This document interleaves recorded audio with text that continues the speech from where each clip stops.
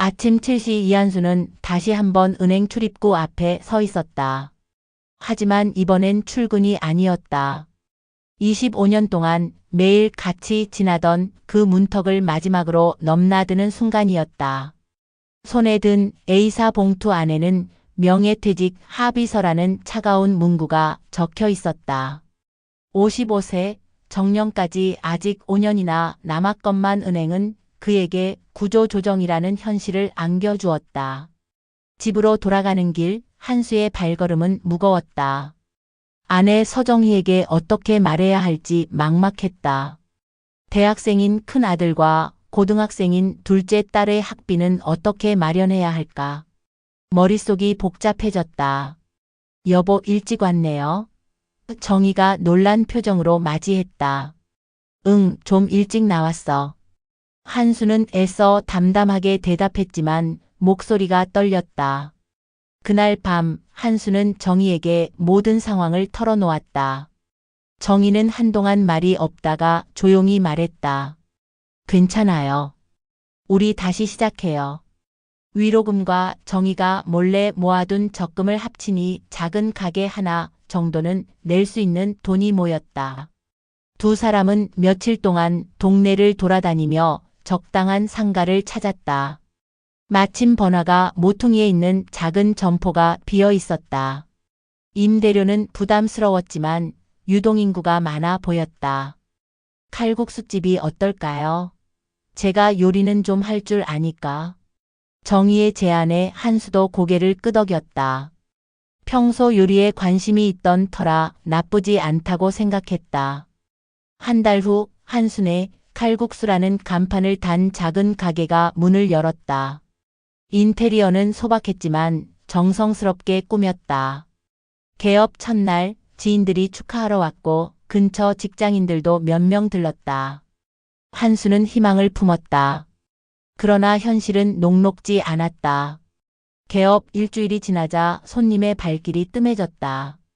점심시간에도 텅 빈 테이블만 보일 때가 많았다. 한 달 매출을 계산해보니 임대료에도 못 미쳤다.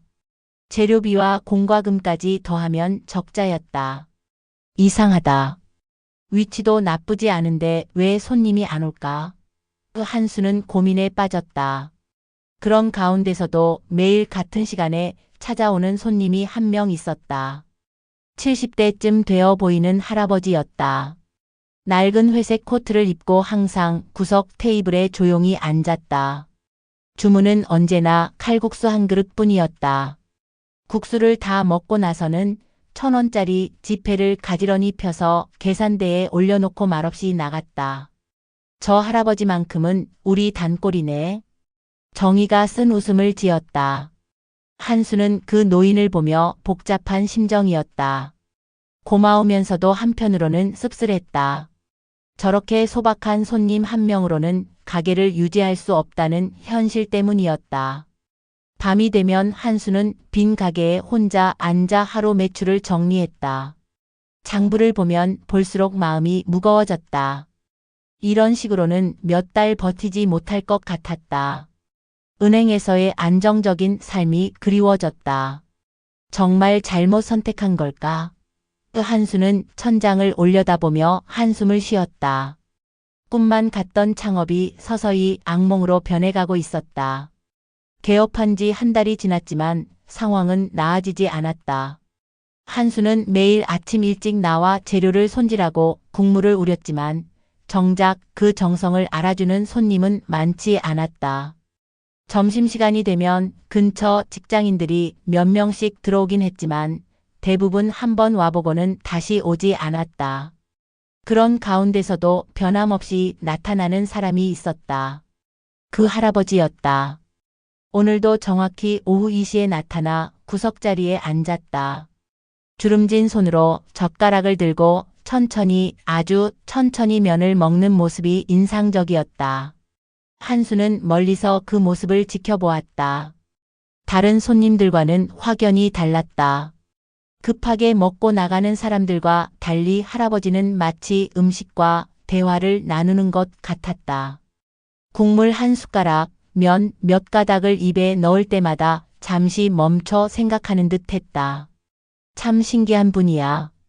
한수는 속으로 중얼거렸다. 할아버지가 다 먹고 일어설 때 한수는 평소와 다른 모습을 발견했다. 계산을 하면서 잠깐 머뭇거리는 것 같았다. 그리고는 조용한 목소리로 말했다. 사장님, 네, 할아버지.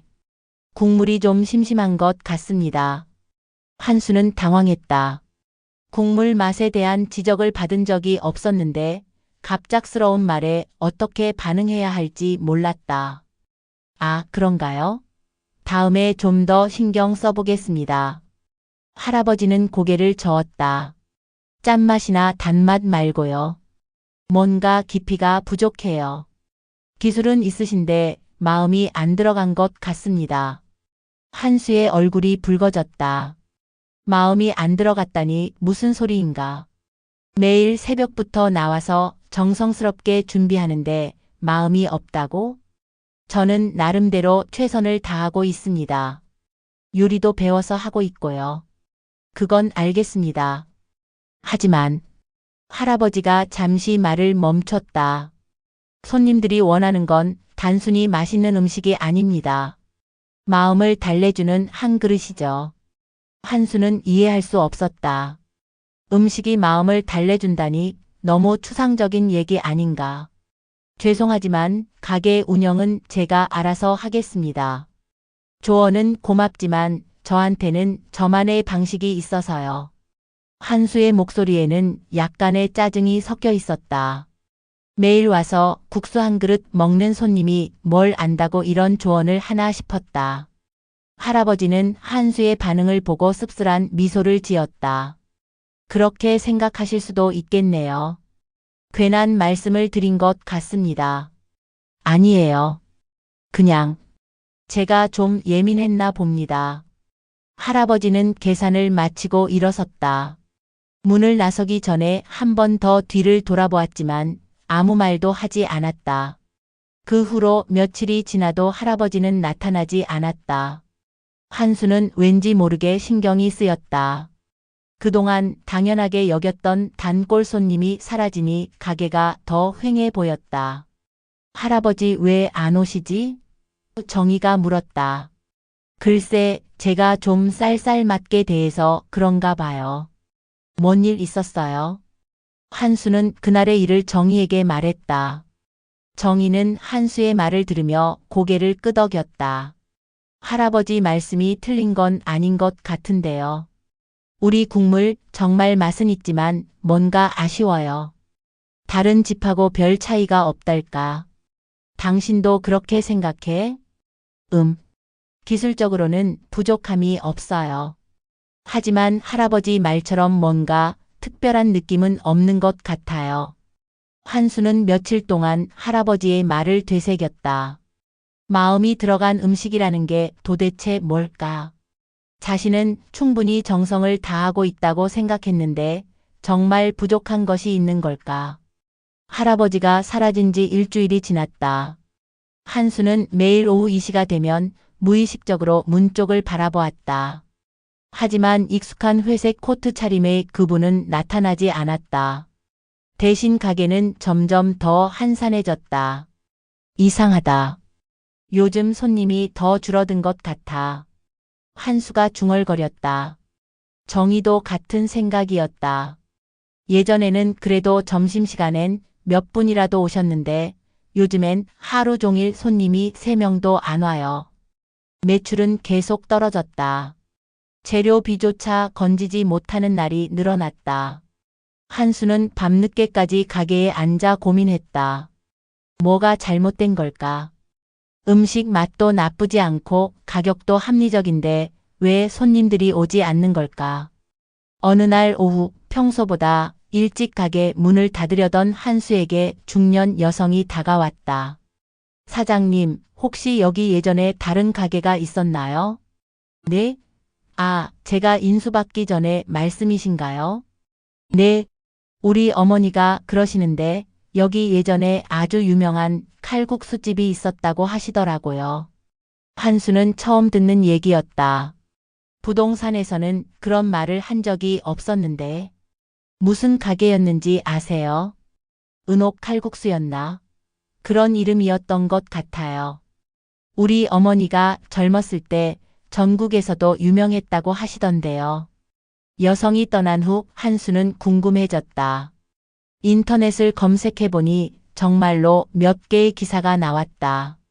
1980년대부터 2000년대 초반까지 이 자리에서 영업했던 은옥 칼국수는 전국 맛집으로 소문난 곳이었다.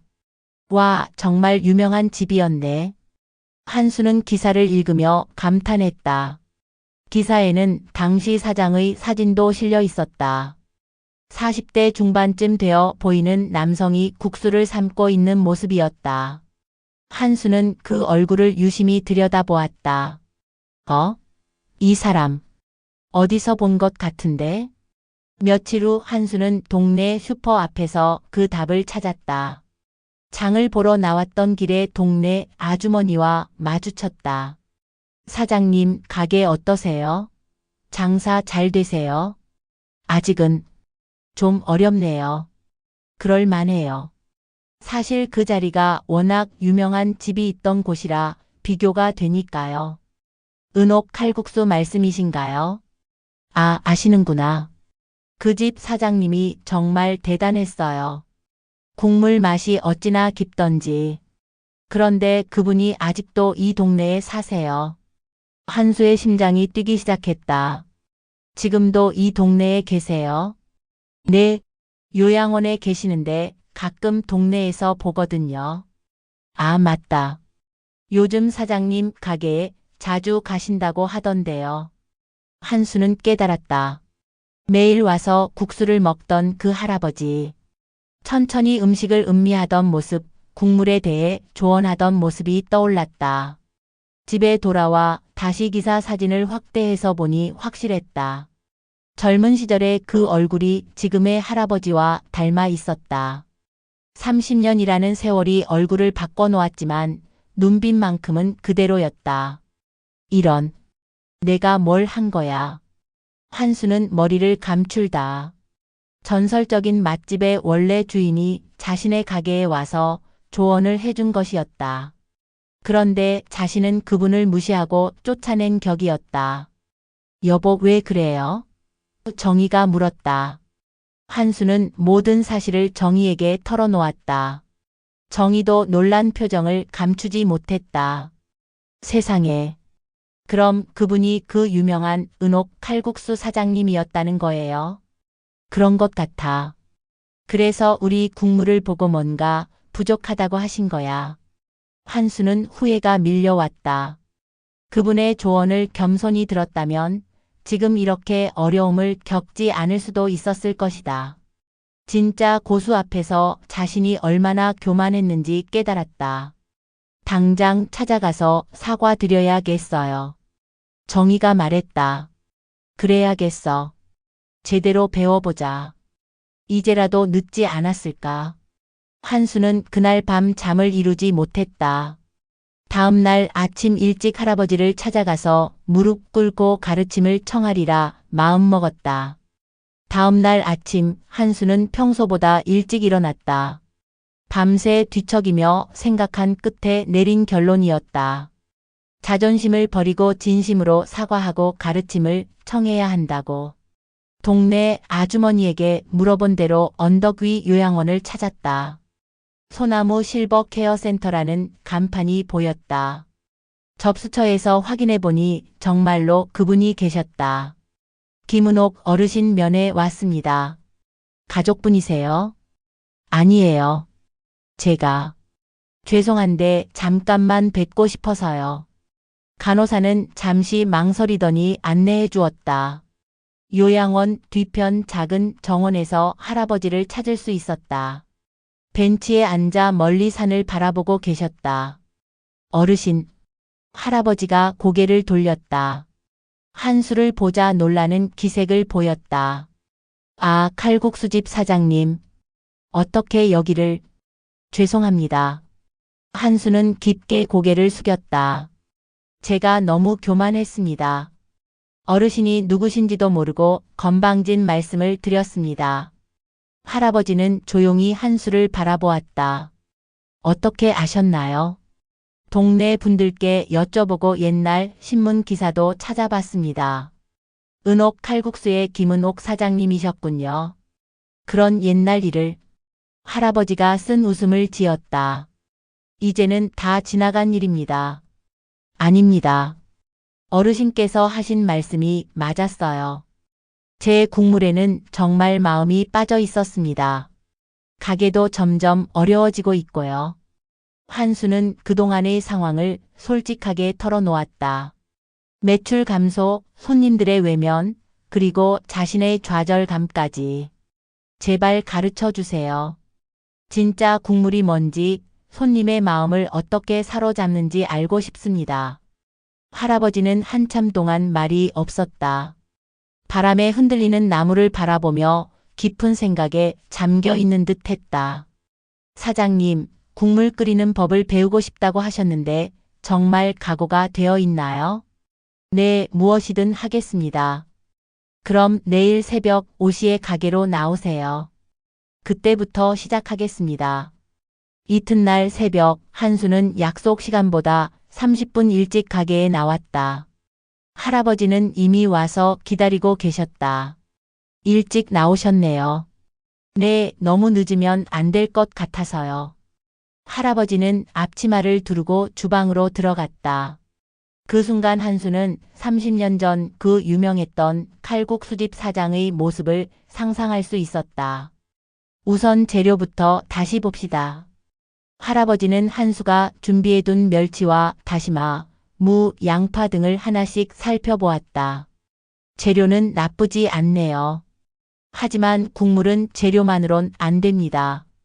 그럼 뭐가 더 필요한가요? 시간과 마음입니다. 할아버지는 찬물에 멸치를 우리기 시작했다. 한수가 평소 하던 방식과는 달랐다. 멸치 국물은 화를 내면 안 됩니다.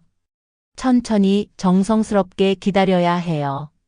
그리고 할아버지가 잠시 말을 멈추고 한수를 바라보았다. 이 국물을 마실 사람을 생각해야 합니다. 오늘 하루 힘든 일이 있었을 손님, 혼자 외로운 식사를 하는 손님, 가족과 함께 따뜻한 시간을 보내려는 손님. 그런 사람들의 마음을 달래줄 수 있는 국물을 만들어야 해요. 마음을 달래주는 국물이요?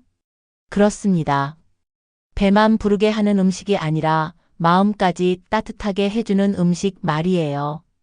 할아버지의 손길은 마치 정성스러운 의식을 치르는 것 같았다. 멸치 하나하나를 정말 아끼듯 다루었고 국물이 끓어오르는 과정을 마치 아이를 돌보듯 세심하게 지켜보았다.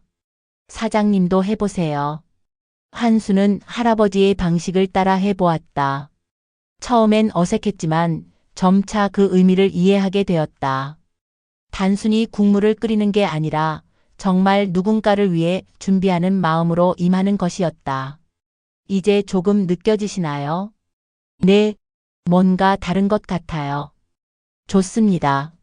내일도 이 시간에 나오세요. 아직 배울 게 많습니다. 할아버지와의 새벽 수업이 시작된 지 한 달이 흘렀다. 매일 아침 5시 한수는 어김없이 가게에 나와 할아버지와 함께 국물을 우렸다. 처음에는 단순히 기술을 배운다고 생각했지만 시간이 지날수록 그것이 아니라는 걸 깨달았다. 오늘은 어떤 손님이 올까요? 할아버지가 물었다. 글쎄요. 요즘 손님이 많지 않아서. 그게 아니에요. 한 명이라도 온다면 그분이 어떤 하루를 보냈을지 상상해 보세요. 그러면 국물 맛이 달라집니다. 한수는 처음에는 이해하지 못했다. 하지만 할아버지의 가르침을 따라 하나하나 실천해 보면서 조금씩 변화를 느끼기 시작했다. 어느 날 점심시간 직장에서 스트레스를 받은 듯한 젊은 직장인이 들어왔다. 예전 같으면 그냥 주문받고 음식만 내놨을 텐데 이번에는 달랐다. 한수는 그 사람의 피곤한 표정을 보며 조금 더 진한 국물을 우렸다. 맛있네요. 뭔가 마음이 편해지는 느낌이에요. 손님이 말했다. 그 순간 한수는 깨달았다. 할아버지가 말한 마음이 들어간 국물이 무엇인지를 점차 입소문이 나기 시작했다. 거기 국수 정말 맛있더라. 뭔가 다른 집과는 달라 같은 말들이 들려왔다. 블로그에 후기를 올리는 사람도 생겼다. 한순의 칼국수 숨은 맛집 발견. 국물이 진짜 깊은 맛이에요. 할머니가 끓여주신 것 같은 집밥 느낌이 나네요. SNS에도 사진과 함께 좋은 평가들이 올라오기 시작했다. 한수는 신기했다. 재료나 조리법이 크게 달라진 건 아닌데 손님들의 반응이 확연히 달라졌다. 여보, 요즘 손님이 많이 늘었어요. 정희가 기뻐했다. 응, 할아버지 덕분이야. 주말이 되면 줄을 서는 일까지 생겼다. 한수는 바쁜 와중에도 할아버지가 가르쳐준 원칙을 잊지 않았다. 한 그릇 한 그릇에 정성을 다했고 손님 한 명 한 명을 진심으로 대했다. 어느 날 오후 오랜만에 할아버지가 손님으로 가게를 찾았다. 여전히 구석자리에 앉아 칼국수 한 그릇을 주문했다. 한수는 특별히 더 정성을 들여 국수를 끓였다. 할아버지는 천천히 국물을 맛보더니 미소를 지었다. 이제 되었네요. 정말요? 네, 이제는 사장님만의 맛이 나요. 제가 가르쳐 드린 건 기본이고 나머지는 사장님이 만들어낸 거예요. 계산할 때 한 손님이 할아버지를 알아봤다. 혹시 예전에 은옥 칼국수 하셨던 할아버지는 손을 저었다. 아니에요. 저는 그냥 단골 손님일 뿐입니다. 손님이 나간 후 한수가 물었다. 왜 아니라고 하셨어요? 이제는 정말로 이 사장님 가게니까요. 제 시대는 끝났어요. 그날 밤 한수는 가게 벽에 작은 액자를 걸었다. 인터넷에서 찾은 할아버지의 젊은 시절 사진과 함께 최근에 찍은 사진을 나란히 넣었다. 그 아래에는 손수 쓴 글귀를 붙였다. 진심이 담긴 한 그릇.